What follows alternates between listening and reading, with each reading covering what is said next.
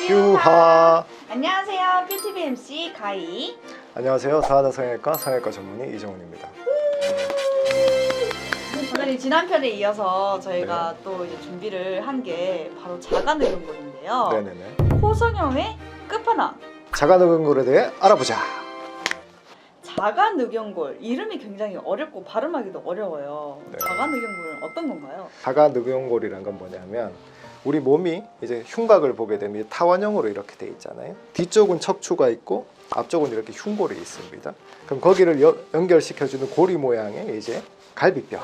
요걸 이제 우리가 늑골이라 하잖아요. 그죠? 근데 우리 흉곽은 어떠냐면 숨을 쉴 때 좀 커져야 되고 바깥에서 충격이 오면 조금 완충작용이 있어야 되고, 그래서 이제 조물주는 우리를 어떻게 만드셨느냐, 요 흉골이 있는데 이 부분에 여기는 뼈가 아니고 이제 부드러운 연골로 만드셨어요.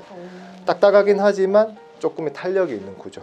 그래서 이제 갈비뼈에 있는 이 연골, 그래서 늑연골이라 부르고, 그게 이제 본인에서 나오게 되면 이제 자가늑연골 이렇게 부르게 됩니다. 타인에게서 나오면 기증늑연골이에요. 기증늑연골. 네. 바로 여기에 있습니다. 그러면 자가늑연골은 어떨 때 쓰이게 되나요? 자가늑연골은 갈비뼈가 한쪽에 12개, 이쪽도 12개, 24개, 총 12쌍이거든요. 그래서 이제 양이 되게 많을 거라고 느껴지죠. 여기서부터 이만큼 있으니까. 근데 이제 그러면 양이 많은 만큼 무궁무진하게 쓰일 수 있습니다. 콧대에도 쓰이고 코끝에도 쓰이고 뭐 다른 과에서 수술해서도 쓰일 수 있거든요. 근데 이제 주로 코에서 쓰이는 자가늑연골은 뭐냐면 코끝에 지지 구조를 만드는데 이제 끝판왕으로 사용되게 됩니다. 이제 끝판왕으로 이제 설명드린 이유가 뭐냐면 자가늑연골을 사용하는 경우는 코끝을 살리는 이제 수술이 요즘 코 성형의 트렌드거든요. 왜냐하면 이제 옛날에는 콧대만 높이면 이제 예쁘다고 생각을 했었지만 코끝이 살아있는 코를 더 선호를 하고 그게 더 자연스럽잖아요. 그죠? 코끝을 만들 때 힘이 충분하게 없어서 실패를 했다. 그럼 그때 쓰이게 되고, 또는 이제 코끝을 만들었지만 구축코나 아니면 염증 이런 거에 의해서 코의 모양 변형이 심하게 생겨서 튼튼한 지지 구조를 다시 만들어야 된다. 그때 쓰이게 되고, 아니면 처음 수술이라고 하더라도 코가 너무 질겨서 다른 재료로는 코끝을 만들지 못할 경우, 그때는 이제 자가늑연골을 사용하게 됩니다. 질기다는 건 뭐냐? 텐션이 강하다는 겁니다. 예를 들어서 이제 우리 피부를 당길 때 어떤 사람은 잘 당겨지고 어떤 사람은 이게 잘 안 당겨지잖아요. 저희가 자가늑연골이라고 하면은 이제 재수술에 굉장히 많이 쓰이는 걸로 이제 많이 알고 계시잖아요. 그럼 처음부터 네네. 쓰지 않는 이유가 있을까요? 크게 세 가지라 보시면 됩니다. 이제 첫 번째는 이제 다른 재료의 선택권이 이제 코에는 있을 수가 있거든요. 자가늑연골. 그 다음에 이제 두 번째가 비중격이나 기증되어 있는 늑연골. 이제 세 번째가 기연골. 이제 코끝 지지 구조를 만드는데 이런 재료들이 사용될 수 있는데, 제가 말씀드린 그 순서는 처음부터 시작해서 보게 되면 딱딱하고 튼튼한 거부터 부드러운 것까지 가게 됩니다. 원래는 코끝 자체는 이게 부드럽거든요, 수술하지 않은 코는. 근데 만약에 코의 상태에 따라서 코끝을 부드럽게 만들면서도 충분히 이제 높이를 뽑을 수 있다면 그때는 부드러운 재료를 쓰는 게 맞겠죠.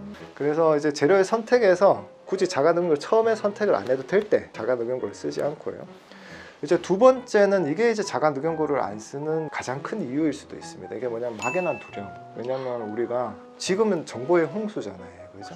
뭐 이게 뭐 잠깐만 휴대폰 찾아보면 많은 정보들을 찾아볼 수 있고, 그런데 많다는 게 꼭 정확하다는 의미는 아니기 때문에, 근데 자가늑연골에 대해서 이제 두려움을 일으키는 많은 정보들, 예를 들어서 흉터가 크게 남는다, 또는 자가늑연골 때다가 이제 기흉이 생겨서 폐에 구멍이 나서 병원 딴 데 가야 될 수도 있다, 또는 전신 마취가 필요하다, 또는 자가늑연골을 쓰게 되면 자가늑연골에 나타나는 와핑이라는 현상. 이 와핑은 뭐냐면 수술하고 난 다음에 갑자기 휘어버리는 겁니다. 이런 현상들이 나타날 수 있다는 그런 정보들이 이제 그 막연한 이제 노출, 그 정보들에 대한 노출 때문에 이제 두려워하는 마음, 이것 때문에 자가늑연골을 환자들이 선택할 때도 좀 이제 꺼려하는 경우가 있습니다.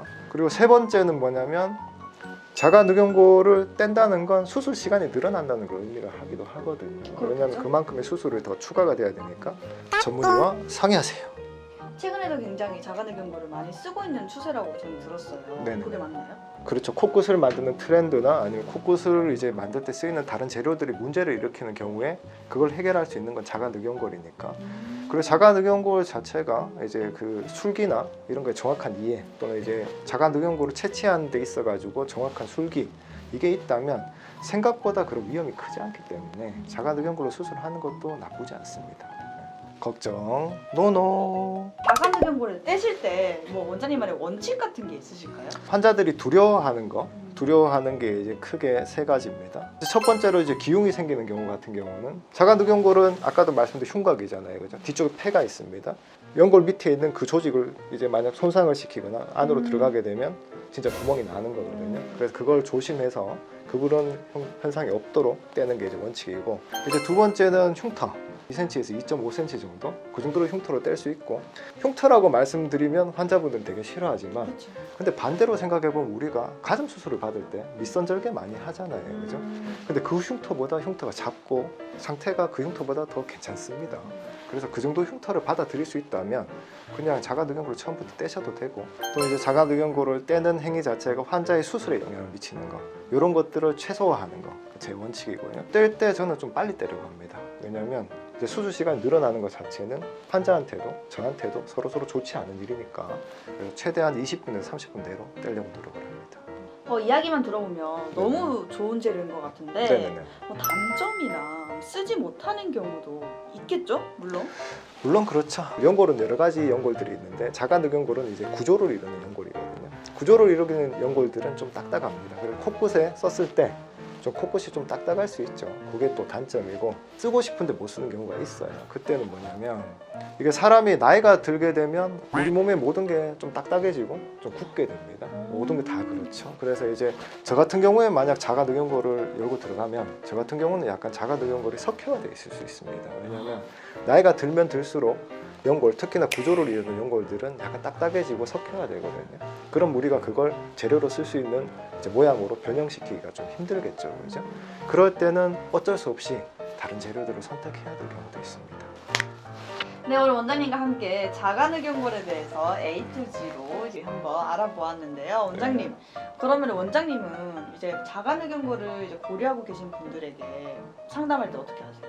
일단은 저 같은 경우는 이제 재수술이 필요한 분들이 오시기 때문에, 근데 재수술이 필요하신 분들은 이제 자가늑연골을 써야 된다는 사실을 알고 오신 분들이 되게 많습니다. 그래서 이제 그걸 써야 된다는 사실을 알고 있을 때 내가 이거 꼭 써야만 되는 그 두려움을 일단은 없애드리기 위해서 뭐 채소로 절개를 하고, 아니면 시간을 적게 하고 안전하게 뗀다, 전신 마취 꼭 필요 없다, 이런 식으로 이제 안심을 시켜드리려고 하고요. 네, 오늘 원장님과 함께 자가늑연골에 대해서 알아보았고요. 저희는 다음에 더 재밌고 유용한 정보로 찾아뵙도록 하겠습니다. 저는 지금까지 QTV MC 가희였고요. 저는 더하다 성형외과 성형외과 전문의 이정훈이었습니다. 안녕.